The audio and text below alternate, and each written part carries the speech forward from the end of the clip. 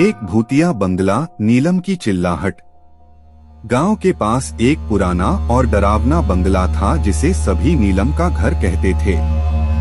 इसे घेरा हुआ अजीबोगरीब गुनगुनाहट का वातावरण था।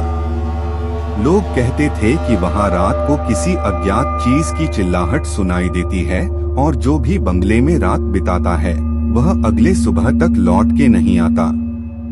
अर्जुन एक नौकर, जिसे गांव में अर्जुन भूत कहा जाता था क्योंकि वह कई बार अपनी डरावनी कहानियों के कारण लोगों को डरा चुका था, उसने नीलम के बारे में कई कहानियां सुनाई।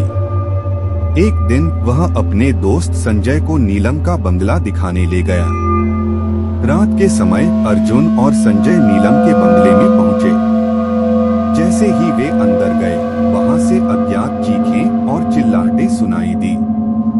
अर्जुन ने कहा, यह सब सिर्फ बातें हैं, कुछ भी नहीं है यहाँ पर। लेकिन जब वे बंगले के आंगन में पहुंचे तो वहां एक छोटी सी कमरा था जिसमें एक वृक्ष बना हुआ था।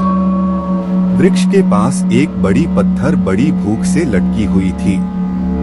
अर्जुन ने वहां से वापस लौटने का फैसला किया, लेकिन संजय वहां रहने का मन नहीं कर रहा था। रात को अर्जुन और संजय ने बंगले में रात बिताई।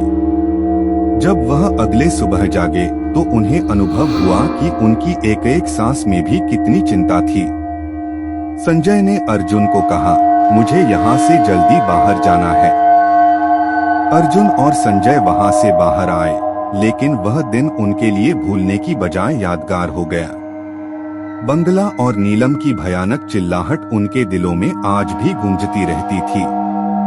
इस घटना के बाद गांव के लोगों ने नीलम का बंगला और उसकी चिल्लाहट के प्रति और भी ध्यान देने लगा।